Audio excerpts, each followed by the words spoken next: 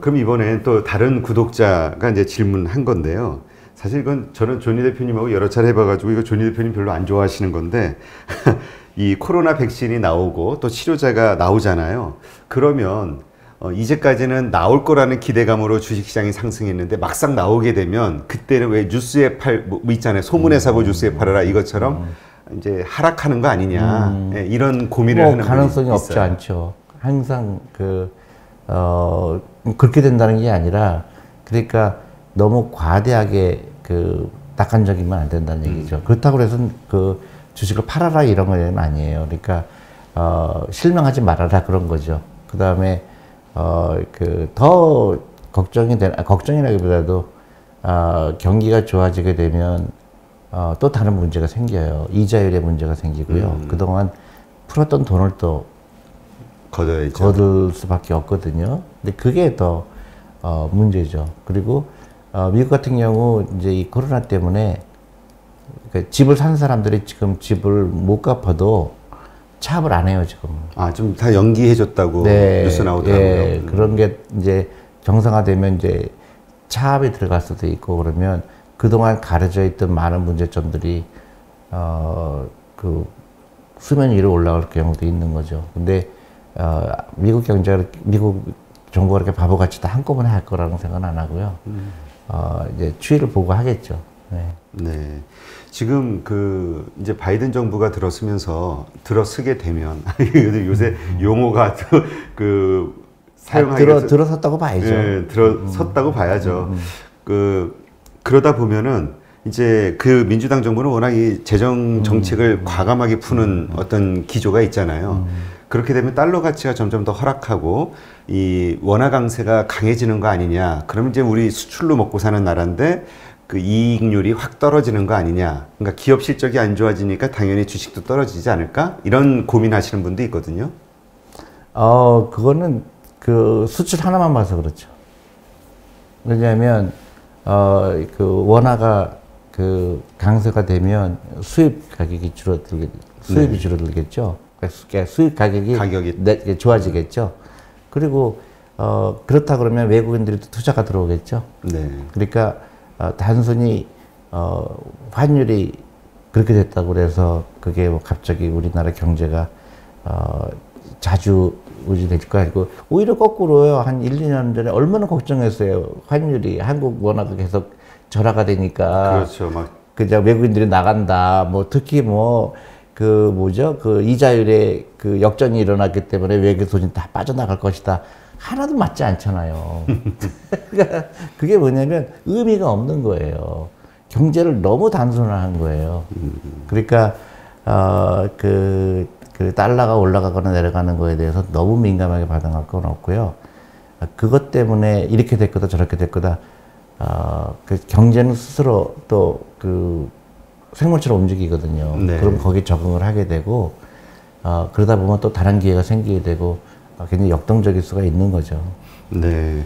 그러니까 말씀은 앞으로 코로나 이게 우리가 예상외로 좀 안 좋은 상황이 펼쳐질 수도 있을 수 있다. 그렇죠. 가능성은. 저는 이렇다 저렇다가 아니라 너무 과대하게 예를 들어서 주가가 막 폭락할 때 망했구나 하지 말고 그때 기회가 생기는 것처럼 또 막 과대하게 이제 2021년이 좋을 거니까 지금 없는 돈 다 끌어들여 갖고 주식을 사거나 이러지 말라는 얘기죠.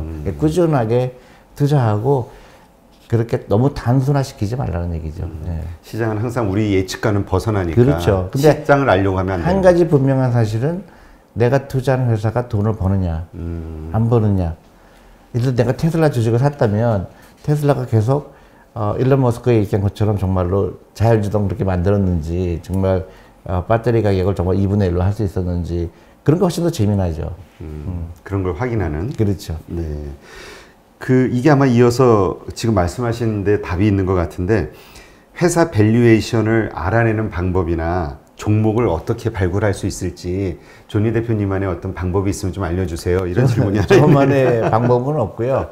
결국은 누구나 다 아는 사실이에요. 그러니까 사람들은 잘못 생각하는 게 저 사람은 나보다 정보가 많이 있겠지. 근데 절대 그런 일은 없어요. 정보는 다 똑같은데 어떻게 해석하느냐. 그 다음에 어떤 투자 훈련이 돼 있느냐가 중요해요. 네. 그러니까 예를 들어서 어떤 이벤트가 생기면 이게 어떤 인플리케이션이 있느냐, 이 회사에 어떤 영향이 있을까, 다 똑같은 인포메이션을 가지고 아 내가 봤을 때는 이게 이 회사가 이런 얘기가 있다는 얘기는 이 회사는 앞으로 10년 동안 잘 될 것 같다. 그러니까 퓨처 캐시플로우거든요. 그러니까 이 회사가 앞으로 돈을 얼마큼 벌어들일 거냐 판단이에요. 틀릴 수도 있고 맞을 수도 있죠. 그래서 아까 얘기했듯이 우리가 그 회사를 볼 때는 이 가격이 비싸냐 싸냐도 중요하고요. 또 하나는 그 회사가 갖고 있는 경쟁력이 뭘까? 브랜드네임일까? 아니면 경영진의 똑똑함일까? 아니면 이 회사가 갖고 있는 시장 지배력일까? 아니면 경쟁자가 다 없고 마켓 리더일까? 그런 여러 가지 고도를 봤을 때, 이 회사는 앞으로 10년 동안은 돈을 벌 것 같아. 그래서 투자하는 거거든요. 네. 그러니까 정보를 알아서 투자하는 게 아니에요. 지금 그 말씀하시니까 출연자가 했던 이야기가 좀 떠오르는데요. 지금 최근에 이제 몇 달 전까지만 해도 외국인이 계속 한국 주식을 팔고 이 원화 강세가 이렇게 좀 되는데도 잘 들어오진 않았었잖아요. 근데 오히려 좀 빠져나가고 그게 이제 엔트파이낸셜 상장 중국에서 이게 있다 보니까 모든 자금이 그쪽으로 빨려 들어갔다가 엔트파이낸셜이 상장이 이게 안 되는 걸로 결정이 나버리니까 그때서부터 외국인의 투자 자금이 들어왔다. 이게 만약에 맞는 얘기라면 앞으로 중국인 어마어마한 덩치로 계속 많은 기업들을 IPO 할 거잖아요. 아이콘 기업들. 한국이 경쟁에서 이게 외국인들로부터 좀 뒤처지는 거 아니냐. 수급에 문제가 생기는 거 아니냐. 그러니까 중국의 경쟁력이 우리가 뒤지는 거 아니냐. 이런 얘기 하시는 분도 있던데요.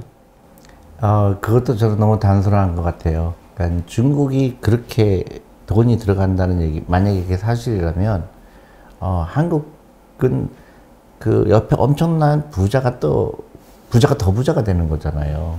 가까이 있으니까. 그러면 우리나라가 옆에 엄청난 부자가 있는데, 그걸 꼭 경쟁자로만 봐야 될까요? 거기로부터 얻을 게 또 굉장히 많죠. 그러니까, 너무 막 단순화해갖고, 그 돈이 중국에서 가지 못했기 때문에 한국에 들어왔다. 외국 사람들은 그렇게 투자하진 않죠. 외국 사람들은 똑같은 그 펀더멘털 투자예요. 외국 사람들은 한국의 기업에 투자할 때 기업 지배 구조 보고요. 그다음에 한국 정책이 어떤가를 보고, 그다음에 한국 사람들이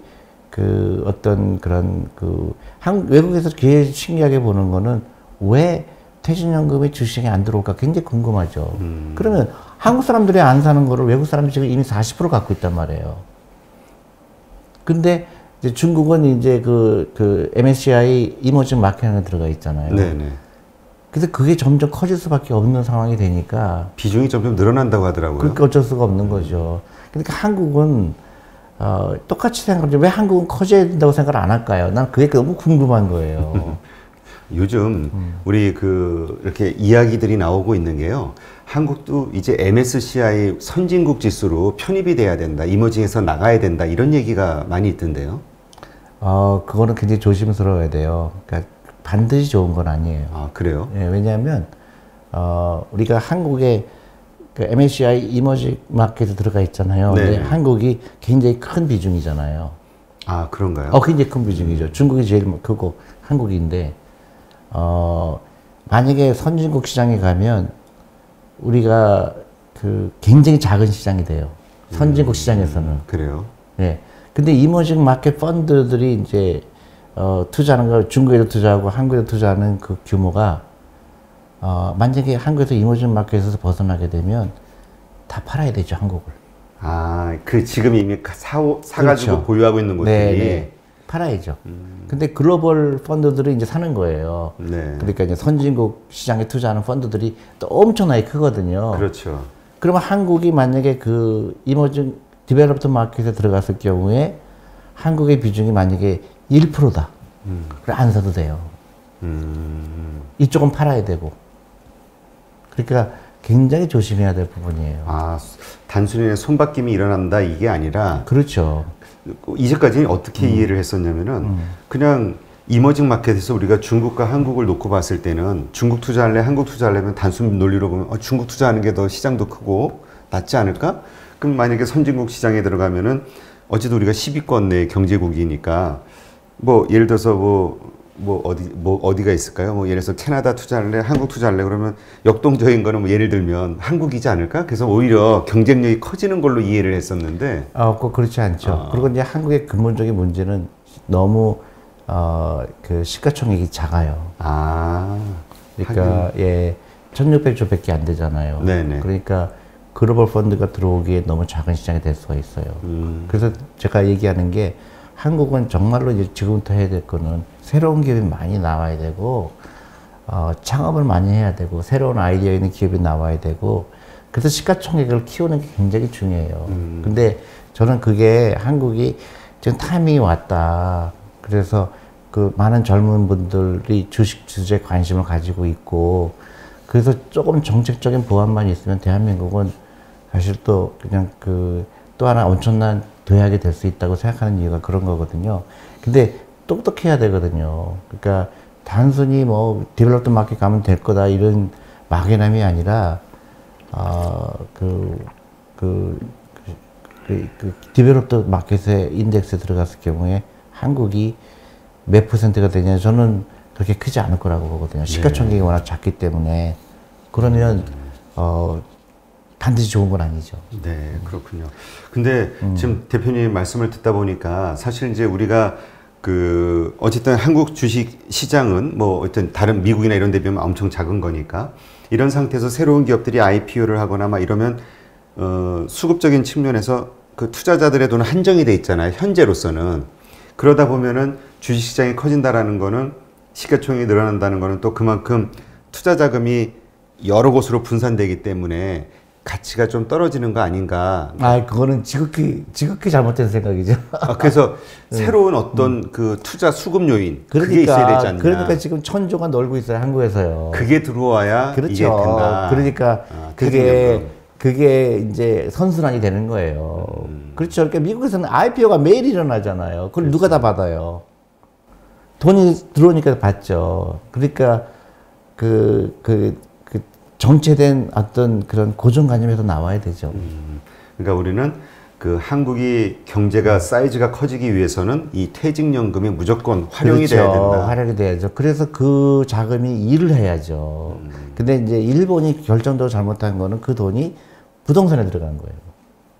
부동산은 그 가치를 창출하는 자산이 아니잖아요. 네, 그렇죠. 알겠습니다. 지금 또 다른 분이 어떤 질문을 주셨냐면은 이렇게 주식창을 보면 종목들이 너무 많지 않냐, 우리 한국에도. 그러다 보니까 뭘 골라야 될지, 대표님은 이제 동업자로 할 수 있는 기업을 찾아라, 동업하는 개념으로 찾아라 이렇게 말씀하시는데 어떤 점을 보고 내가 동업해도 괜찮은 기업일까 판단할 수 있을까, 이런 질문을 올려주셨네요.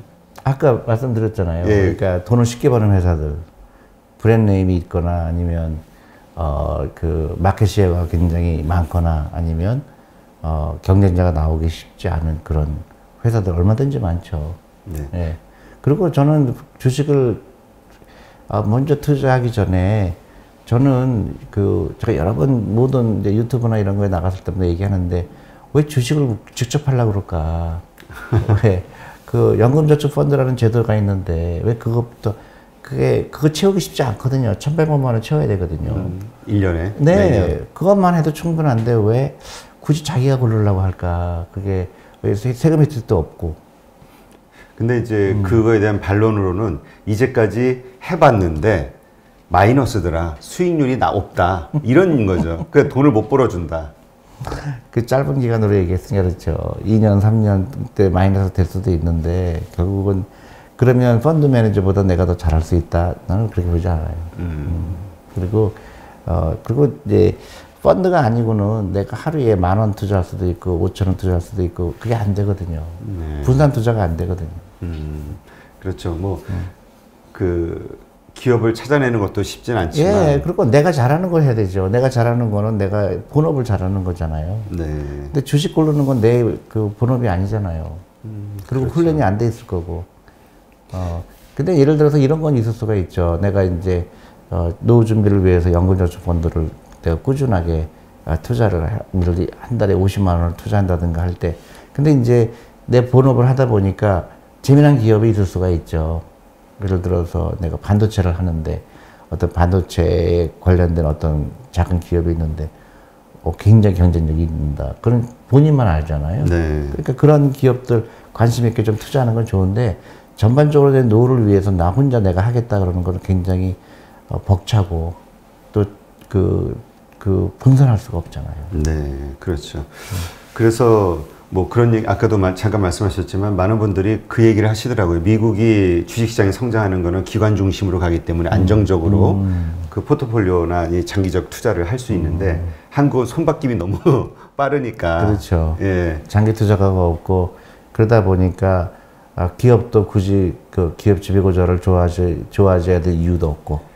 그러니까 조금 기관이 모여야 힘이 세지는 거니까 지분율이 높아지면서. 네, 그렇죠. 근데 결국 그게 퇴직연금이 굉장히 큰 시장이에요. 네. 중국도 이게 같은 상황이라고 하더라고요. 이 개인 투자자들의 비중이 너무 높아서 거기도 그렇죠. 단타 위주로. 마찬가지죠. 3천 몇 프로라고 그러는 거예요. 아시아가 3천 몇천 프로면 많은 게 아니에요. 아, 그런가요? 그럼요. 매일 데이 트레이딩 하는 사람들은 그런 사람들도 있어요. 몇만 %죠. 3,000%는 굉장히 낮은 거예요. 개인으로 봤을 때는. 그렇군요. 그러니까 이제 그런 좋은 종목, 동업자 같은 그런 종목을 이제 찾아야 되는데, 그러면 이제 기업 정보를 알아야 되잖아요. 이거를 질문해 주신 거죠. 어떻게 괜찮고 돈 잘 벌고 괜찮은 곳인지 그런 정보를 어떤 식으로 얻어낼 수 있을까? 굉장히 인터넷에서 보면 다 나오고요. 그 다음에 그 회사의 홈페이지 들어가면 다 나오죠. 근데 주위에서 볼 거는 트렌드가 중요해요. 그래서 이 기업을 내가 관심 있는 기업을 봤는데 이 기업의 매출액이 계속 올라가는 기업이라든가 아니면 빚이 계속 줄어든다든가 아니면 마진율이 높아진다든가 그런 수치가 이제 보면 알게 되겠고요. 그래도 1년에 대강 이 회사가 얼마 버나 근데 시가총액이 얼마인가 그렇게 보면 그게 어렵지 않죠. 근데 그 트렌드가 있으면 앞으로도 그렇게 될 가능성이 크거든요. 네. 그러니까 그런 기업을 고르는 게 좋을 것 같고요. 근데 그 반대로 예를 들어서 매출액이 줄어들고 있다 그러면 굉장히 뭐랄까요 경보가 울리는 거죠. 그러면 이게 단순히 올해만 그런 건지 아니면 그 트렌드가 그렇게 된 건지 그 정도는 체크를 해봐야 되겠죠. 네, 그렇군요. 지금 일단 가장 쉬운 건 그럼 재무제표, 기업에서 네. 나오는 공시 이런 내용들 그렇게 어렵지 않아요. 그것만 잘 확인해도 된다 이 그럼요, 말씀이신 거죠? 그럼요.